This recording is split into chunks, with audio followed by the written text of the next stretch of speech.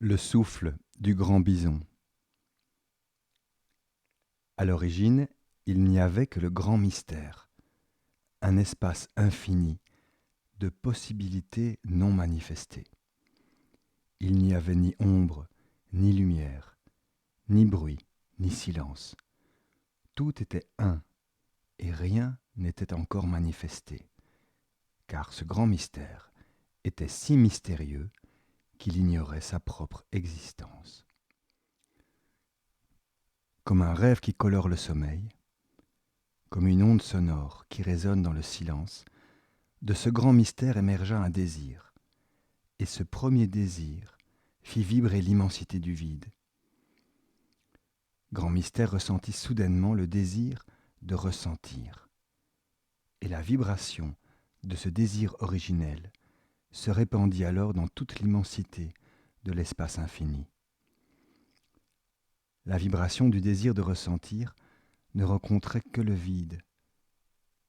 Alors le désir de ressentir s'amplifia, et il devint de plus en plus intense, de plus en plus puissant, de plus en plus dense. L'absence de toute présence fut le premier ressenti que le grand mystère expérimenta. Et cette absence ressentie d'une présence désirée donna naissance au premier rêve du grand mystère.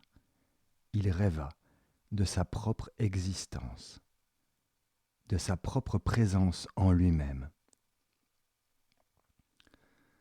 Le grand mystère eut alors conscience de sa propre existence, car il rêvait de lui-même.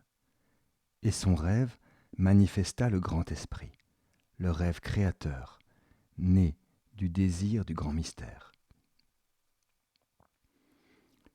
Grand esprit était le rêve qui se rêvait lui-même, et il ressentit alors le plaisir absolu du processus de création, les délices de son imagination, l'émerveillement de sa propre créativité, et il commença à imaginer les 4 éléments fondamentaux de l'univers qu'il désirait voir et expérimenter.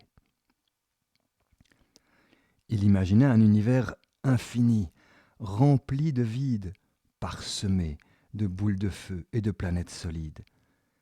Il rêva qu'il caressait ses créations avec son souffle et fertilisait les terres arides en leur offrant l'eau de la vie qui reflèterait la lumière des étoiles. Grand Esprit aimait tant créer qu'il se laissa rêver librement et imagina des univers, des galaxies, des étoiles et des planètes de toute taille et couleur. Puis il donna naissance à la terre et à sa danse d'amour avec le soleil. Il offrit à la terre le pouvoir de donner la vie par l'union de la lumière solaire avec son corps d'eau et de terre, qui offrirait au souffle du Créateur le plaisir d'expérimenter l'incarnation dans la matière. Alors Grand Esprit s'amusa à créer des myriades de formes de vie. Il insuffla son souffle de vie dans le corps de la terre, et ainsi apparurent les végétaux, puis les animaux, et enfin les premiers humains. Grand Esprit prenait un plaisir infini à contempler ses créations, ces enfants nés de son propre rêve, manifestés sur la terre. Il contempla longtemps la vie se multiplier et se diversifier.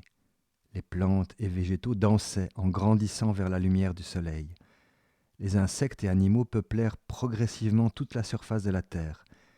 Puis les premiers humains arrivèrent et apprirent eux aussi à créer et à incarner leurs rêves dans la matière. Grand Esprit aimait sa création. Il voulait qu'elle soit toujours plus majestueuse, toujours plus colorée, toujours plus puissante. Il était si fier de son pouvoir créateur qu'il ressentit le désir d'expérimenter lui-même les plaisirs de l'incarnation et l'envie de jouer avec ses enfants. Alors Grand Esprit rêva d'un animal si puissant, si majestueux, si abondant, que ses pas feraient trembler le corps tout entier de la terre. Un animal dont la puissance fascinerait tous les humains, si avides de défis à relever dans leur quête d'évolution, et dont la chair aurait le pouvoir de protéger et nourrir abondamment ceux qui seraient assez déterminés et courageux pour relever le défi de conquérir son esprit sacré. Le rêve du grand esprit donna alors naissance à Tatanka, le peuple des bisons. Grand esprit s'était séparé de sa nature originelle, unifiée et éternelle, en projetant sa conscience dans la matière avec le désir de ressentir et la volonté de danser au cœur de sa propre création. Il plaça sa conscience dans les deux corps du premier couple de bisons nés de son rêve et il leur insuffla son souffle de vie. Le grand bison et son miroir féminin, la bisonne qui court comme le vent, étaient nés. Grand Esprit était maintenant incarné sur la terre. Il était à la fois masculin et féminin, et il prit plaisir à s'aimer lui-même. Le puissant grand bison et sa compagne au corps svelte et rapide comme le vent eurent des milliers d'enfants. Et bientôt le peuple des bisons galopait dans les grandes plaines, faisant trembler le sol sous leurs pas. Ces créatures majestueuses suscitèrent la fascination dans les cœurs fougueux de tous les chasseurs et de tous les prédateurs de ce monde. À cette époque lointaine, toutes les formes de vie nées du rêve du fier grand esprit étaient habitées par un puissant désir de grandir, de se multiplier et de montrer aux autres qu'ils étaient la plus belle incarnation du sacré, en prouvant que leur puissance était inégalable. Les humains ressentaient particulièrement ce désir de découvrir leur propre pouvoir d'influencer le monde et les autres formes de vie. La nature était si intense, si féroce, que les humains avaient toujours le regard tourné vers ce monde sauvage qui les fascinait. Et c'est en se comparant aux autres et aux autres formes de vie qu'ils apprenaient à ressentir leur propre existence. Avec leur rêve de puissance, les humains inventèrent les outils et les armes qui leur permirent de contrôler la matière, et la magie des rêves et des sons qui leur donna le pouvoir de contrôler les esprits. Lorsque les humains aperçurent pour la première fois les hordes de bisons qui galopaient dans les plaines et entendirent le grondement sourd de leurs sabots qui faisait trembler le sol, ils furent fascinés, émerveillés, et ils ressentirent le désir irrésistible de confronter leur force et leur courage avec ces animaux immenses qui semblaient être l'incarnation même de la puissance du Créateur. Tous les regards se tournèrent alors vers le plus grand des bisons, celui qui arriverait à l'abattre et offrirait une telle abondance de nourriture à sa communauté serait sans nul doute reconnu par tous comme le plus grand des chasseurs, admiré et respecté par sa communauté. Et cette bisonne qui court plus vite que le vent, avec la grâce d'une étoile filante, bien trop vite pour que les chasseurs puissent s'en approcher, attisa les convoitises des sorciers, maîtres du feu et de l'illusion, qui désiraient plus que tout prouver la supériorité de leurs pouvoirs invisibles sur celui des vulgaires outils faits de matière. Le grand esprit s'était incarné dans les corps de ce peuple de bisons majestueux, pour le plaisir de jouer avec ces enfants humains, qu'il désirait mieux connaître. Alors il s'amusait à leur offrir les défis qu'ils aimaient tant relever pour prouver leur valeur. La bisonne qui court comme le vent était si rapide et si agile que les chasseurs n'arrivaient jamais à l'approcher. Elle était si intimement reliée à la terre et au cycle de la nature qu'aucune incantation magique ne pouvait détourner son attention et son instinct féminin la guidait toujours vers la vie et les grandes plaines où elle aimait courir et taquiner les humains qui espéraient pouvoir contrôler son esprit libre et toujours joyeux. Le grand bison, quant à lui, était tellement robuste qu'il leur offrait ses flancs pour qu'ils mesurent leur force et leur courage à sa puissance inégalée. Mais aucune lance, aucune flèche ne pouvait prendre sa vie, car son immense corps de bison était animé par le souffle de vie du Créateur, et rien ne pouvait détruire ce pouvoir, né de son rêve passionné, de son désir d'expérimenter la vie dans sa propre création. Là où les flèches des plus valeureux des chasseurs avaient pu percer le corps du bison, sa peau formait rapidement une belle cicatrice, encore plus épaisse et impénétrable. Le grand bison grandissait et se renforçait à chaque blessure. Et alors qu'il jouait avec ses enfants, le grand jeu de la vie et de la mort, et qu'il ressentait de plus en plus intimement les émotions et les désirs de ses enfants, Grand Esprit, incarné sous les traits de Tatanka, continuait à rêver sa création. Et le peuple des bisons, comme toutes les autres formes de vie, continuait à grandir et à prospérer.